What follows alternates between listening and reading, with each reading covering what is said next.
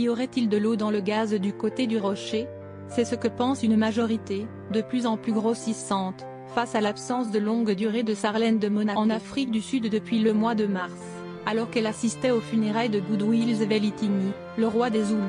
La princesse ne semble pas prête à rejoindre les informations, tout droit venues d'Allemagne, affirme même qu'elle serait en train de chercher une maison du côté de Johannesburg et qu'elle aurait fait l'acquisition d'un cheval local. Aucun signe d'un billet d'avion retour, qu'elle ne pourrait pas prendre, de toute façon, à cause de soucis oraux. Le 2 juillet dernier, Sarlène de Monaco et le prince Albert II fêtaient leur 10e anniversaire de mariage. Loin l'un de l'autre. Des images officielles, tendres échanges d'attention et d'amour, circulaient alors en ligne. Mais la réalité serait tout autre, selon le portrait que dresse Stéphane Bern du couple princier dans les colonnes du magazine Paris Match. Albert et Sarlène n'ont pas été vus ensemble, en public, depuis le 26 janvier dernier, traditionnelle fête de sainte dévote, patronne de la principauté, rappelle-t-il rigoureusement. Et les monégasques sont à nouveau perplexes, inquiets même pour certains, alors que le magazine allemand Bunte prétend que, en coulisses, tout est prêt pour l'annonce d'un divorce.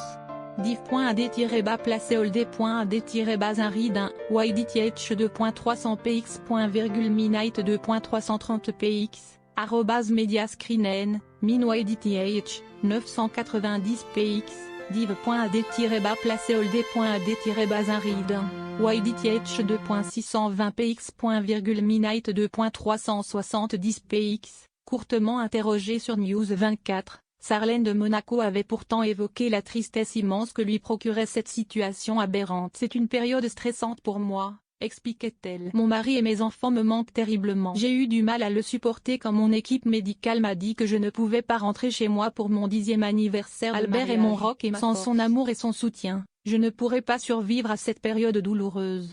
Des mots forts qui n'ont pas suffi à faire taire les bruits de couloir, la soupçonnant d'avoir cédé aux sirènes de la chirurgie esthétique. Affirmant, même, qu'elle serait prête à tourner la page. Retrouvez l'analyse de Stéphane Bern dans le magazine Paris Match du 29 juillet 2020.